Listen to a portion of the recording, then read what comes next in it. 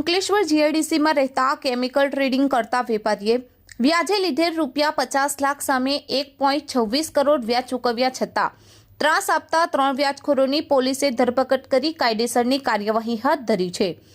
અંકલેશ્વર જીઆઈડીસીની જલધારા ચોકડી પાસે આવેલ સહજાનન એપાર્ટમેન્ટમાં રહેતા પ્રવીણાબેન મોદીના પતિ કેમિકલ ટ્રેડિંગનો ધંધો કરે છે।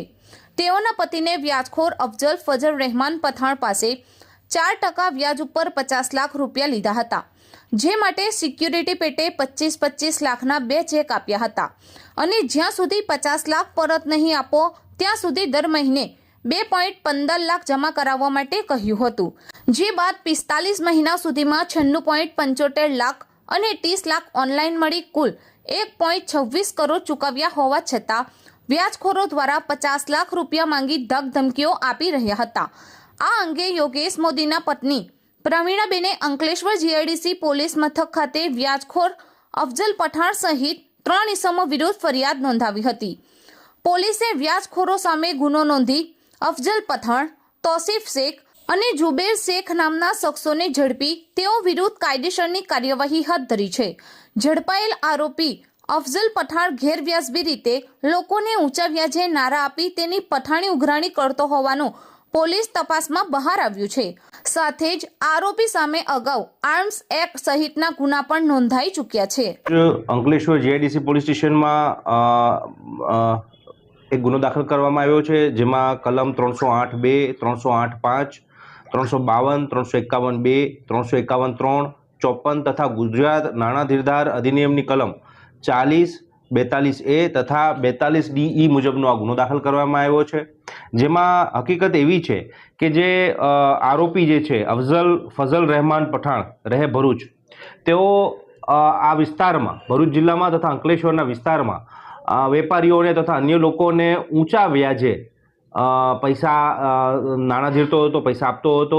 તેની પાસે કોઈ પણ પ્રકારનું નાણાં ધીરવાનું લાયસન્સ હતું નહીં, તેમ છતાં ખૂબ જ ગેરવ્યાજબી રીતે અને ઇલીગલ રીતે આ ઊંચા વ્યાજે એ પૈસા ધીરતો હતો અને એક પ્રકારની ટ્રેપ પણ ગોઠવતા હતા। અને જ્યારે પણ આ લોકો જે છે એમની મજબૂરીનો ફાયદો ઉઠાવી અને જ્યારે પણ એ પોતે પૈસા ના ભરી શકે ત્યારે તેને ધાકધમકી આપી, તેમને ડર બતાવી, તેમનો પીછો કરી, તેમના ઘરે પહોંચી જઈ તથા એક પ્રકારની પઠાણી ઉઘરાણી કરવાની ટેવ ધરાવતા હતા અને એક રીતે જોઈએ તો ઓર્ગેનાઇઝ વેમાં એક આ પ્રકારનો એક કારોબાર ચલાવી રહ્યા હતા, જેની માહિતી પોલીસને મળી હતી।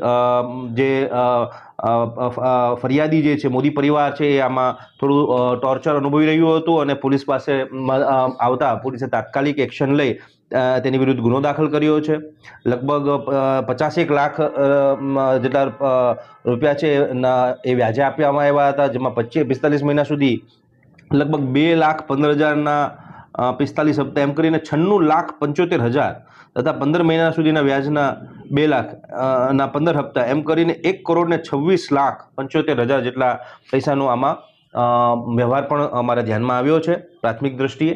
પરંતુ આ બાબતે અન્ય 2 આરોપી પણ એની સાથે પકડી પાડવામાં આવ્યા છે, જેનું નામ છે જુબેર સબીર કાલુ શેખ તથા તોફિક બશીર અબ્દુલ્લા શેખ, અને આ 3 આરોપીઓની અટક કરવામાં આવી છે।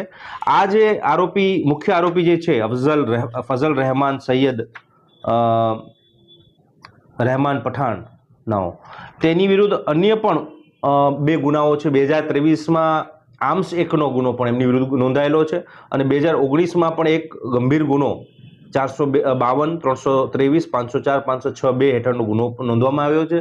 તો આ પોલીસ કામગીરીમાં તેમને આઈડેન્ટિફાઈ કરીને તાત્કાલિક અટક કરવામાં આવી છે। આરોપી ખૂબ રીઢા હોય અને વારંવાર ગુનાહિત પ્રવૃત્તિ કરવાવાળા હોય, પોલીસે કડક કાર્યવાહી કરી છે। પ્રવીણાબેન યોગેશભાઈ મોદી, અંકલેશ્વર જીઆઈડીસી રહેવાનું। મારા હસબન્ડે અફઝલ શેખ ભરૂચનો રહેવાસી, એની સાથે લેવડ દેવડ વ્યવહાર કરેલ જે પેટે 50 લાખ રૂપિયા લીધેલા આજથી 4-5 વર્ષ પહેલાં કોરોના ટાઈમે ધંધા માટે જરૂર હતી અને એણે એની સામે 1,26 લાખ રૂપિયા આપણે આપેલા છે, તો બી ખોટી ધાક ધમકી, હેરાન કરવાનું, ઘરે આવવાનું, છોકરાને ઉઠાવી જવાની ધમકી આપવાની, આ રીતે એની હેરાનગતિ હતી। એના માટે મેં જીઆઈડીસી પોલીસ સ્ટેશન ફરિયાદ નોંધાવી અને પોલીસ સ્ટેશનનો સારો એવો સપોર્ટ છે અને એની યોગ્ય કાર્યવાહી થઈ ગઈ છે.